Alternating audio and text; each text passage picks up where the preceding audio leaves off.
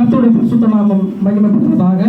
இறைமகன் இயேசு கிறிஸ்துவின் இனிய நாமத்தில் உங்களை அனைவரையும் நான் வாழ்த்தி வருக என்று சொல்லி வரவேற்கிறேன். இயேசுவின் உயிர்த்தெழுந்த வல்லமை ஊழியங்கள் சார்பாக உங்களை சந்திப்பதில் நான் மிக்க மகிழ்ச்சி அடைகிறேன். அல்லேலூயா.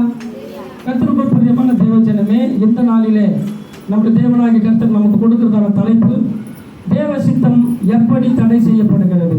ஆமென். ஏற்கனவே ஒரு 2-3 மெசேஜ் எடுத்திருக்கிறேன், தேவ சித்தத்தை தடை செய்யாது என்று சொல்லி. ஆமென். இப்போ தேவன் கொடுத்திருக்கிற தலைப்பு தேவ சித்தம் எப்படியெல்லாம் தடை செய்யப்படுகிறது. ஆமென். அதுதான் நம்ம இன்றைக்கு நாங்கள் பார்க்க போகிறோம். மனிதனாக பிறந்த ஒவ்வொருவரும், ஒரு ஆணோ அல்லது பெண்ணோ, தேவ சித்தம் அறிந்து அதன்படி வாழ வேண்டும் என்பதே தேவனுடைய எதிர்பார்ப்பாக இருக்கிறது. அல்லேலூயா. ஆனால் அது பல வழிகளிலே தேவ சித்தம் தடை செய்யப்படுகிறது. அது எப்படி தடை செய்யப்படுகிறது என்பதை குறித்து நம்ம பார்க்க போகிறோம்.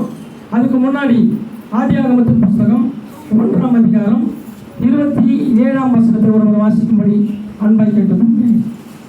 ஆதியாகமம் 1:27. தேவன் தம்முடைய சாயலாக மனுஷனை சிருஷ்டித்தார், அவனை தேவ சாயலாகவே சிருஷ்டித்தார், ஆணும் பெண்ணுமாக அவர்களை சிருஷ்டித்தார். கரங்களை தட்டி அல்லேலூயா. தேவன் மனுஷனை அவருடைய சாயலாக சிருஷ்டித்தார், ஆமென். தேவ சாயலாகவே சிருஷ்டித்தார், ஆணும் பெண்ணுமாக அவர்களை சிருஷ்டித்தார் என்று சொல்லி நம்ம வேதத்தில் இப்போ வாசித்தோம். 18ஆம் வசனத்தை வாசிங்க. 2:18. ஆதியாகமம் 2 அதில் 18 வாசிங்க. பின்பு தேவனாகிய கர்த்தர் மனுஷன் தனிமையாய் இருப்பது நல்லதல்ல, ஏற்ற துணையை அவனுக்கு உண்டாக்குவேன் என்றார். அல்லேலூயா. இதோட அர்த்தம் என்ன? மனுஷன் தனியாக இருக்கிறது நல்லதல்ல, ஒரு துணையை உண்டு பண்ண போறேன் அப்படின்னு சொல்லி மனைவியை உண்டு பண்ணினார். அல்லேலூயா. மனுஷன் தனியாக இருப்பது நல்லதல்ல, ஏற்ற துணையை உண்டாக்குவோமாக என்று சொல்லி கணவன் மனைவியா அவர்களை உண்டு பண்ணினார் என்று நம்ம வேதத்தில் வாசிக்கிறோம். அல்லேலூயா.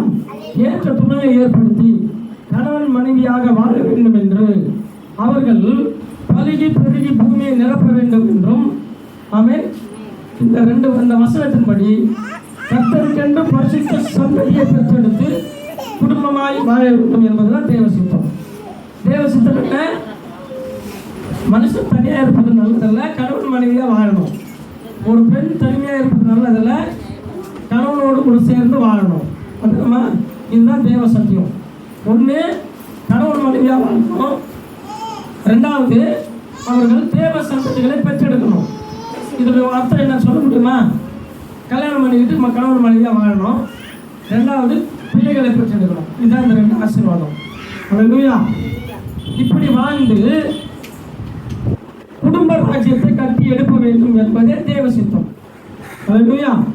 இப்படி குடும்ப ராஜ்யம் கட்டிட பின்பு தேவ ராஜ்யம் கட்டி எழுப்பப்படும் என்பது அறிந்த விஷயம்தான். அல்லேலூயா. முதலாவது குடும்ப ராஜ்யத்தை கட்டி எழுப்பணும், பின்பு தேவ ராஜ்யம் கட்டப்படும். மேலும் அந்த குடும்பம் ஒரு குட்டி பரலோகமாக திகழ வேண்டும். இதுதான் தேவ சித்தம். கணவன் மனைவி பிள்ளைகளாய் வாழ வேண்டும் என்பதுதான் தேவ சித்தம். அல்லேலூயா. இந்த தேவ சித்தம் எப்படியெல்லாம் தடை செய்யப்படுகிறது என்பதை தான் இன்றைக்கு நம்ம பார்க்க போகிறோம். அல்லேலூயா. அல்லேலூயா. இந்த தேவ சித்தத்தை நிறைவேற்ற பெற்றோர்கள் தன் பிள்ளைகளுக்கு திருமணம் செய்ய வரன் பார்க்கிறார்கள். ஆமென். போய் வீடு பார்க்குறாங்க, பெண் பார்க்குறாங்க, அல்லது மாப்பிள்ளை வீட்டை போய் பார்க்குறாங்க, மாப்பிள்ளை பார்க்குறாங்க. பெண்ணோ அல்லது மாப்பிள்ளையோ நல்லா அழகாக இருக்கிறாங்க, எல்லாருக்கும் ரொம்ப பிடிச்சிருக்குது. ஆமென். நல்லா கவனிங்க. எல்லாருக்கும் ரொம்ப பிடிச்சிருக்குது. எல்லாமே பிடிச்சிருந்தோம். தன் பிள்ளைக்கு தன் இஷ்டப்படி திருமணம் செய்யாமல், பெற்றோர்களை சொல்கிறேன், ஒரு அப்பா அம்மா என்ன பண்ணுறோம்னா, போய் ஒரு பொண்ணு பார்க்குறாங்க மாப்பிள்ளைக்கு, அல்லது ஒரு பெண்ணுக்கு போய் மாப்பிள்ளை பார்க்குறாங்க. எல்லாமே பிடிச்சிருக்கு, எல்லாமே பிடிச்சிருக்கு. 2 வீட்டுக்கும் சம்பந்தம் தான். பொண்ணுக்கும் பொண்ணுக்கும் பிடிச்சிருக்கு, 2 வீட்டு சேர்ந்தவர்களுக்கும் பிடிச்சிருக்கு. இப்படி பிடிச்சிருக்கிற போது தன் சொந்த பிள்ளைக்கு தன் விருப்பப்படி திருமணம் செய்யாமல் எவனோ ஒருத்தங்கிட்ட போய் அவங்க பேர் பிறந்த நாள் எல்லாத்தையும் கொடுத்து, அதாவது ஜாதகம் பார்த்து பொருத்தம் சரியில்லை. நம்ம போய் பார்த்துட்டோம், எல்லாமே பிடிச்சிருக்கு. கவனிங்க, நம்ம போய் பார்த்துட்டோம். மாப்பிள்ளைக்கு பொண்ணு பிடிச்சிருக்கு, பொண்ணுக்கு மாப்பிள்ளை பிடிச்சிருக்கு, மாப்பிள்ளை வீட்டாருக்கு பொண்ணு வீட்டாரை பிடிச்சிருக்கு, பெண் வீட்டாரை மாப்பிள்ளை வீட்டாருக்கு பிடிச்சிருக்கு. அப்புறம் என்ன, கல்யாணம் பண்ண வேண்டியதானே? ஆனால் உடனே கல்யாணம் பண்ணாம ஜாதகத்தை கொண்டு போய் எவன்கிட்ட ஒருத்தருக்கு கொடுத்துட்டு அவன் பணத்துக்காக அவங்களோட பெருமைக்காக வந்திருக்கிறவங்க நல்லா டிப்டாப்பாக இருந்தாங்கன்னா அவங்களோட பேக்கில் கொஞ்ச நேரத்தில் அவசியம் பார்த்து அவங்களோட பொய்யை சொல்லி பொருத்தம் சரியில்லை, 3 மாதம் நேரமே சரியில்லை என்ன சொல்கிறாங்க.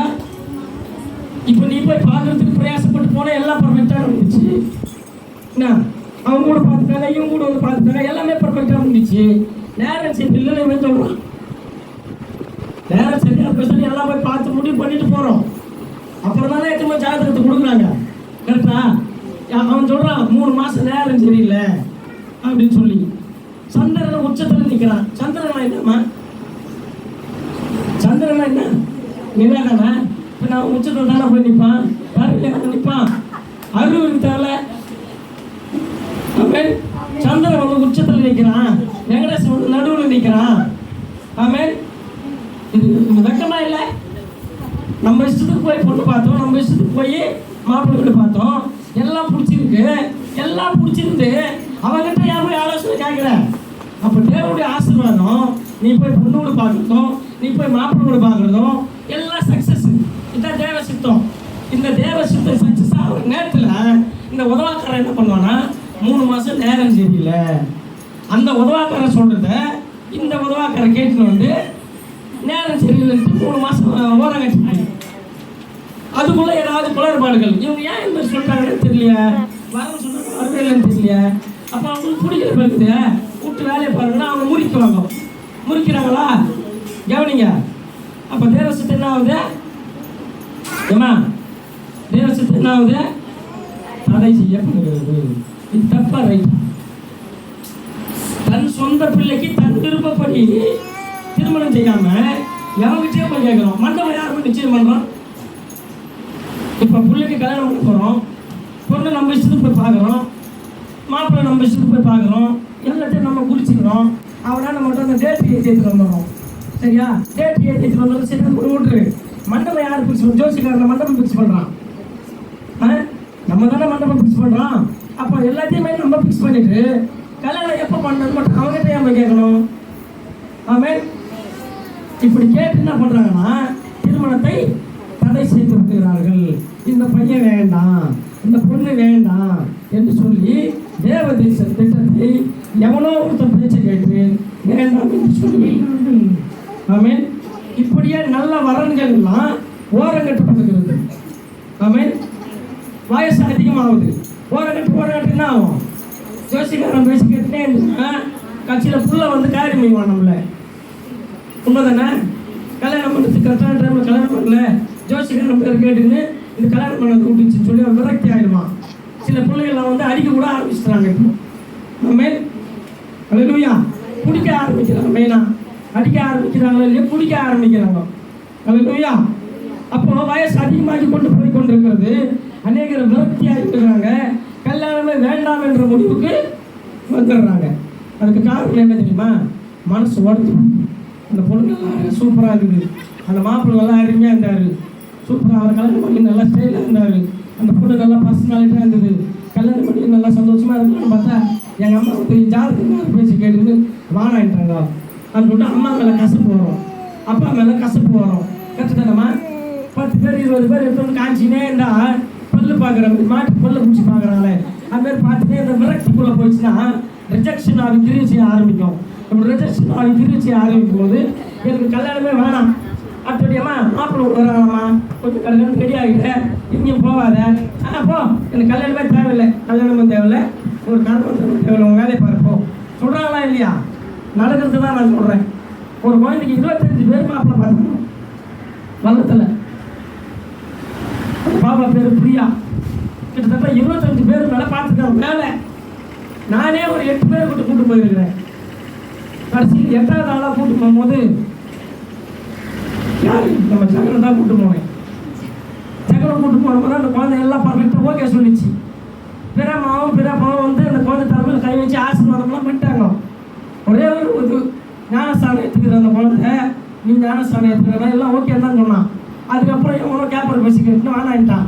கட்சியில் என்ன ஆச்சுன்னா அந்த குழந்தை கல்யாணமே எனக்கு தேவையில்லைன்னு.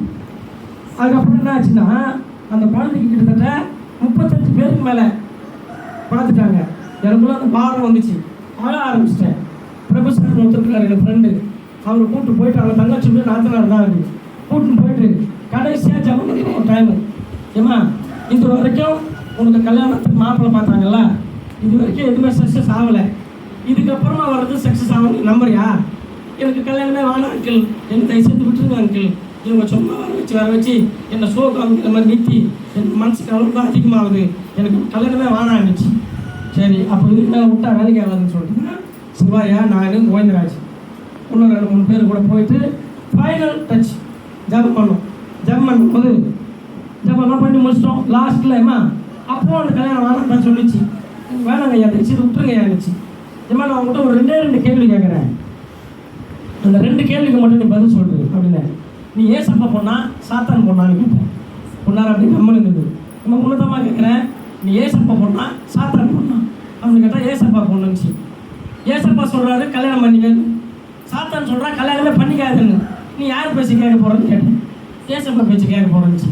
அப்போனா இதுக்கப்புறம் வர மாப்பிள்ளை சக்ஸஸ் ஆகிடும், ஓகேவா? உனக்கும் பிடிக்கும், அவங்களுக்கும் பிடிக்கும், ஆட்டோமேட்டிக்காக கல்யாணம் நடக்கும், ஒத்துக்கிறியா? அது சொல்லிட்டு ஃபைனலாக தலையில் கை வச்சு ஆசீர்வாதம் பண்ணி ஜம் பண்ணிட்டு வந்துட்டோம். அந்த குழந்தைக்கு கல்யாணம் ஆகி குழந்தை பிறந்துச்சு. எனக்கு கல்யாண பத்திரிக்கை வைக்கல, ஆனாலும் சந்தோஷம். ஆமென். மறந்துட்டாங்க பிறகு. சரி பரவாயில்ல. அந்த குழந்தை இன்னைக்கு இந்த பிரசங்கத்தில் அந்த குழந்தையோட பேர் இந்த இலையில் இடம்பெறணும்னு தேவ சித்தமாக இருக்குது. அல்லேலூயா. கல்யாணம் நடந்துச்சா? அப்போ தேவ சித்தத்துக்கு தன்னை ஒப்பு கொடுத்து அர்ப்பணிச்சு பெற்றோர்கள் ஞானமாக புத்தியாக பிள்ளைகளுக்கு கல்யாணம் பண்ணணும். எவங்கிட்டையும் கொண்டு போய் ஜாதகம் பார்க்க கூடாது. அல்லேலூயா. அப்படி இப்படிலாம் ஜாதகம் பார்த்து நேரம் சரியில்லை, அது சரியில்லைன்னு சொல்லி திருமணத்தை தடை செய்கிறார்கள். அப்போ திருமண தடை இப்படிலாம் வருது. தேவ சித்தம் இப்படிலாம் தடை செய்யப்படுகிறது. இப்படி ஒருவேளை தடை செஞ்சு அநேகருக்கு மன உளைச்சல், ஏக்கம், சாபம் வருகிறது, வயதாகி வரன் கிடைக்காம போகிறது, சோர்வு, ரிஜெக்ஷன் ஆகி உள்ள கிரியை செய்கிறது, பெற்றோருக்கு கவலை, இதனால் உடல்நிலை சரியில்லாமல் போகிறது. இவ்வளவு தடை வருகிறது. இதனோட பின்னணியில சாத்தான் கிரியை செய்கிறான்றத ஒருத்தரும் கண்டுக்கிறது இல்லை. அதனாலதான் வேதம் சொல்லுது, என் ஜனங்கள் அறிவில்லாமையினால் சங்காரமாகிறார்கள். ஆமென். அல்லேலூயா. அப்ப தேவ சித்தம் இப்படிலாம் தடைப்படுகிறது. இப்படி தடைப்படாதபடிக்கு பார்த்துக்கணும். அல்லேலூயா. சில இடங்கள்ல மாப்பிள்ளை 2த்துக்கும் ஓகே ஆயிருக்கும், அந்த வீடு சரியில்லை. பொண்ணுக்கு மாப்பிள்ளை பிடிச்சிருக்கோம், மாப்பிள்ளைக்கு பொண்ணை பிடிச்சிருக்கோம், ஆனால் அந்த வீடு சரியில்லை. ஆமென். ஏன் இவ்வளோ நாள் அந்த வீட்டில் இருக்கிறாங்களா? அவங்க வாழ்ந்துட்டு தானே இருக்கிறாங்க. நீ புதுசாக போனவொடனே வீடு சரியில்லைன்னு சொல்லிட்டு வந்துட்டுன்னா ஒரு சிலர் வீடே இல்லாமல் இருக்கிறப்ப என்ன பண்ணுவேன்? ஆமென். சரி, பொண்ணு வீடு சரியில்லை, குருபோஸ் வீடாக இருக்குது, உன் வீடு மாடி வீடாக இருக்குதுல்ல, அவங்க வீட்டில் நீ போய் குத்தனம் பண்ண போகிற, வீடு சரியில்லைன்னு சொல்கிறேன். உன் வீட்டில் எடுத்து வந்து வாழ்க்கை நடத்த போகிறேன். அதுக்கு வீடு சரிந்தாங்கன்னா சரி இருக்காங்க அப்படின்னா, நல்ல குடும்பமா, நல்ல குணாதிசயம் உள்ள பொண்ணா, அப்பா அம்மா நல்லவங்களா, நல்ல ஃபேமிலியா, கர்த்தருக்கு பயப்படுகிற சந்ததியா கல்யாணம் பண்ணி நேர்கணும். அல்லேலூயா. வீடு சரியில்லை, பொண்ணோட அப்பா சரியில்லை. ஏன்னா என் அப்பா கூட குடும்பம் நடத்த போற கதையாடி. அல்லேலூயா. அப்பா சரியில்லை, அவங்க அம்மா சரியில்லை. அல்லேலூயா. இப்படி ராங்கான உபதேசம். பொண்ணுடைய அப்பா அம்மாவுக்கும் பிடிச்சிருக்கோம், பிள்ளையோட அப்பா அம்மாவுக்கும் பிடிச்சிருக்கோம். கூட வந்தாங்க பேர் அவங்க. ஏன்னா அந்த பொண்ணுக்கு நம்ம பல்லு கொஞ்சம் லைட்டாக எடுப்பாங்கிற மாதிரி இருக்குதா, எடுப்பா இருந்தாங்கன்னா துடுப்பா இருந்தாங்கண்ணே, பொண்ணு நல்லா இருக்குதா, உங்க மனசு பிடிச்சிருக்குதா, விட்டுக்கணும். அல்லேலூயா. கேட்பார் பேச கேட்கக்கூடாது. அல்லேலூயா. சில ரட்சிக்கப்பட்ட பிள்ளைகள் கூட இம்மா மாப்பிள்ளை பிடிச்சிருக்குதா, மாப்பிள்ளெல்லாம் பிடிச்சிருக்குது, அப்பா அம்மா கேட்பாங்க, மாப்பிள்ளெல்லாம் பிடிச்சிருக்குது, அதனால ஐயா கிட்ட கேட்டு சொல்கிறேன். யார்கிட்ட? அப்பா அம்மாவுக்கு பிடிச்சிருக்குது, உனக்கு பிடிச்சிருக்குது, ஓகே சொல்லிட்டு போக வேண்டியதானே. ஐயா கிட்ட கேட்டு சொல்கிறேன். ஐயா சொல்லுவார், நான் ஜபம் பண்ணி சொல்கிறேன். ஜபம் பண்ணி ஐயா என்னங்க ஐயா சொல்லுங்களேயா, அது ஏன் இந்த மாதிரி எனக்கு சரிப்பட்டு வர மாதிரி தெரியல, ஏன் எனக்கு இல்லை. அந்த குழந்தை நல்லா ஒர்ஷிப் பண்ணுது, அந்த பாஸ்டர் வர காட்டி பிரசங்கமே பண்ணுது. ரொம்ப நடந்த சம்பவம். பாஸ்டரே வரனாலும் வரல, சென்னையிலேருந்து வரல அப்படின்னா என்ன நடக்குது தெரியுமா? அந்த குழந்தைய பிரசங்கம் பண்ணி எல்லாத்தையும் முடிச்சிட்டு பாஸ்டர்கிட்ட கேட்குது. அவர் நினைக்கிறாரு இந்த பொண்ணு பிரசங்கம் வந்து நம்ம எல்லா கட்டிகளும் எல்லாத்தையும் சபையை பார்த்துக்குது, நம்ம இந்த ஓகேன்னு சொல்லிட்டு போனால் கல்யாணம் பண்ணி போயிடுச்சுன்னா யார் இந்த சபை நடத்துட்டு. அதனால இவர் என்ன பண்ணுறாருன்னா, இவன் நான் ஜம்ப் பண்ணேன், அது இந்த மாதிரி சரியாக தெரியல அப்படி இல்லையா, சரி நான் வேணான்னு சொல்லிடுறேங்க ஐயா. அப்பா அம்மா வீட்டில் உட்காந்து ஆயிடுங்கிறாங்க, பாஸ்டர் சிச்சிங்கிறாரு. ஆமாம், அவருக்கு என்ன வந்து கஷ்டப்பட போகிறது யாரு? அப்பா அம்மா தானே, அப்பா அம்மாவும் தானே. அதனால் தெளிந்த பிள்ளைகளாக இருக்கணும். அல்லேலூயா. பையன் டிகிரி படிச்சிருக்கிறான், பொண்ணு டிகிரி படிக்கல. ஏன்னா டிகிரி படிச்சுருந்தா எடுத்து போய் என்ன மாடு மாடியில் உட்கார வச்சு ஒரு வேலை வெட்டி கூட செய்யாமல் அப்படியே ராஜா வீட்டு கல்விட்டு மாதிரி விசிறி எடுத்து வீசி நான் இறக்கி போகிறேன். டீ போடுமா, சாப்பாடு செய்யுமா, அடுப்பு இதெல்லாம் அனுப்ப போகிறேன். அப்புறம் டிகிரி படித்தா என்ன, டிகிரி படிக்காக கேட்டீங்கன்னா அல்லேலூயா. பொண்ணு சொல்லும் நான் டிகிரி படிச்சிருக்கிறேன், அவரு டிகிரி படிக்கவே இல்லையே, டிகிரி காப்பி போட தெரியாதா? ஆமென். இப்படிலாம் எப்படிலாம் பிசாசு தர பண்ணுறான் பாரு. ஆமென். தேவனிடத்தில் ஆலோசனை கேட்க வேண்டியவர்கள் மனுஷனிடத்தில் ஆலோசனை கேட்குறாங்க. ஆமென். சம்பளம் நான் ஜாஸ்தியாக வாங்குறேன், மாப்பிள்ளை கொஞ்சம் சம்பளம் கம்மியாக வாங்குறேன். இது நம்ம ஒரு கதை. மாப்பிள்ளை வந்து ஒரு நல்ல வேலை செய்யல, நான் நல்ல வேலையில் இருக்கிறேன், மாப்பிள்ளைக்கு வந்து ஏதோ சுமாரான வேலை, மாப்பிள்ளை சம்பளம் கம்மியாக வாங்குறாரு, நீ சம்பளம் அதிகமாக வாங்குற, தொட்டுன்னு வேலை பிடிச்சி என்ன பண்ணுவேன்? கல்யாணம் பண்ணிக்கிறேன், கை நிறைய சம்பளம் வாங்குறாரு மாப்பிள்ளை, அந்த கை நிறைய சம்பளம் வாங்குறதுக்காக கல்யாணம் பண்ணிக்கிறேன், பொட்டுன்னு கொடுத்து வேலை. அப்போ என்ன பண்ணுவேன்? கை நிறையா வாங்க முடியுமா? அதெல்லாம் நம்மகிட்ட இல்லை, கர்த்தரிடத்தில் ஒப்பு கொடுக்கணும். கர்த்தர் காட்டுற மாப்பிள்ளையே பொண்ணு கல்யாணம் பண்ணிக்கின்னு தேவ சித்தத்தை நிறைவேற்றணும். அல்லேலூயா. இப்படிப்பட்ட தேவையில்லாத காரணங்களுக்காக தேவ திட்டம் தடை செய்யப்படுகிறது. பிரியமானவர்களே, பையன் HR படிச்சிருக்கிறான், நானும் HR படிக்கிறேன் வேணாம். இல்லை பொண்ணு வந்து HR படிச்சிருக்குது, நானே HR படிச்சிருக்கிறேன், பையன் வந்து போலீஸ்காரனாக இருக்கிறான், HR படிக்கல. அப்போ HR தான் படிக்கணுமா? ஒரு பையன் போலீஸ்காரனாக இருக்கிறான், நீ ஏன் போலீஸ் ஆகல? இப்படியே ரிஜெக்ட் பண்ணால் ஒருத்தர் கூட கல்யாணமே பண்ண முடியாது. உண்மை தானே? அப்போ இப்படிலாம் தேவ சித்தம் தடை செய்யப்படுகிறது. இன்னொரு ரகசியம், வீட்டில் வந்து நாத்தனார்கள் இல்லாமல் இருந்தால் நல்லா இருக்கும். கொத்தனார்கள் மட்டும் இருந்தாங்கன்னா வீட்டில் எல்லாம் செஞ்சிடுவாங்க. நாத்தனார் இருந்தாங்கன்னா இம்சம் குத்தினே இருப்பாங்களாம். எந்த விதத்தில் உங்கள் வீட்டில் அக்கா தங்கச்சிங்க போகிறதில்ல என்னம்மா கற்று தானே? குடும்ப உறவுகள் கர்த்தர் கொடுத்த பொக்கிஷங்கள், எல்லார்கிட்டையும் அன்பாக பழகி ஆலோசனை பண்ணி ஜாலியாக இருந்து போயிடணும் வாழ்க்கையை. நாத்தனாரே இல்லாத வீட்டில் நீ போகிறப்பா, திடீர்னு ஏதாவது ஒரு பிரச்சனை வருது, ஒரு உடம்பு சரியில்லாமல் வருது, பொத்துன்னு கீழே வந்துட்டு நாத்தனார் இருந்தால் கொடுக்கணும், ஒரே ஒருத்தர் விடாது, ஐயோ என்ன ஆச்சு தெரியல, ஏதாச்சு தெரியலன்னு தட்டி ஏற்போங்க பார்ப்பாங்க. யாருமே வீட்டில் இருக்கக்கூடாது, நீ ஒன்றே இருக்கிற பொத்துன்னு கீழே வந்துட்டேன், யார் வந்து பார்ப்பாங்க? அருள் அவங்க வீட்டில் 2 நாத்தனார் இருக்கிறாங்க, அதனால எனக்கு வேண்டாம். நாத்தனார் இல்லாத வீட்டு கிடைக்கணும்னா தேடிக்கிட்டே தான் கிடைக்கணும். ஆயுசு நாட்கள் தான், வயசு 40 ஆகும், 50 கூட ஆகும். நான் எதாவது தப்பாக சொல்கிறேம்மா? இப்படிலாம் தேவ சித்தம் தடை செய்யப்படுகிறது, ஜாக்கிரதையாக இருக்கணும். அல்லேலூயா. இன்னொரு ரகசியம் பார்த்தீங்கன்னா, கூட பிறந்த அண்ணன் தம்பியில் யாரும் இல்லையாம, சரி இருந்தால் என்ன இருக்க கட்டினா இருந்தாங்கன்னா சீர்வரிசை செய்வாங்களாம். இல்லை காட்டி இதெல்லாம் நான் கண்ணார கண்ட போன இடத்துல சொன்ன சில காரியங்கள்லாம் அப்படியே நோட் பண்ணி வச்சிருக்கிறேன், எத்தனையோ வருஷங்களுக்கு முன்பதாகலாம். ஆமென். அல்லேலூயா. கூட பிறந்தாங்க நம்ம யாரும் இல்லையா? இல்லைன்னா ஒருத்தர் இல்லை நான் நல்லா இருக்குன்றாங்க, ஒருத்தர் இருந்தால் நல்லா இருக்குன்றாங்க. அப்போ என்னதான் கதை இது? தேவ சித்தத்துக்கு குறுக்கு நிற்கிறதுக்கு எதனா ஒரு சாக்கு. ஆமென். இப்படிப்பட்ட காரணங்களால் திருமணம் தடை செய்யப்படுகிறது. இது கூட பரவாயில்லை. ஆமென். இன்றைய காலகட்டத்தில் சபைகளே ஊழியக்காரர்களே தடையாக இருக்கிறாங்க. இந்த வெக்கக்கேடு எவ்வளோ பெரிய வெக்கக்கேடு. ஆமென். உதாரணத்துக்கு பையன் RC சபையை சேர்ந்தவன், ஆமென், பொண்ணை போய் பார்க்குறோம், பெந்தேகோஸ்தே சபைன்னு சொல்கிறாங்க, எதுக்கு சொல்லிட்டு வந்துடுறாங்க. அந்த பொண்ணு நல்லா தானே பாருங்க, என்னாச்சு சொல்லிட்டு வந்துட்டியா? ஆட்சி செஞ்சு தான் வேணும், ஆட்சியில் தான் வேணும். பையன் ஆட்சியாக இருந்தால் பொண்ணு ஆட்சி தான் வேணும், பொண்ணு ஆட்சியாக இருந்தால் பையன் ஆட்சி தான் வேணும். அப்படியே தேடிக்கிட்டே இருக்க வேண்டியதான்.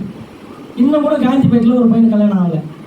நான் பார்த்து ஒரு வரேன், என்கிட்ட சொன்னாங்க, சொந்தக்காரர் தான், இன்னமும் கல்யாணம் ஆகலை, வயசு ஆகி போச்சு. அவன் அவன் தம்பி கல்யாணம் பண்ணிக்கினான், இன்னொரு தம்பி கல்யாணம் பண்ணிக்கினான், பெரியவனுக்கும் இன்னும் கல்யாணமே ஆகலை. ஒன்னோட ஒன்று சண்டை மாட்டினா அவங்க அப்பா இவன் வச்சுட்டான், இவங்க அப்பா அவனை வச்சுட்டாரு, இப்படியே போயிருக்குது.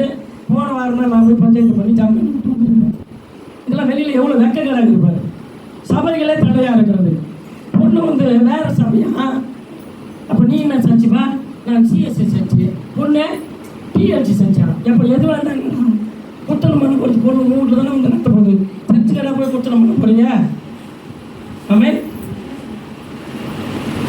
பையன் வந்து பெந்தகோஸ்து சபையா, பொண்ணு வந்து சிஎஸ்சி சபையா, அதனால வாங்க.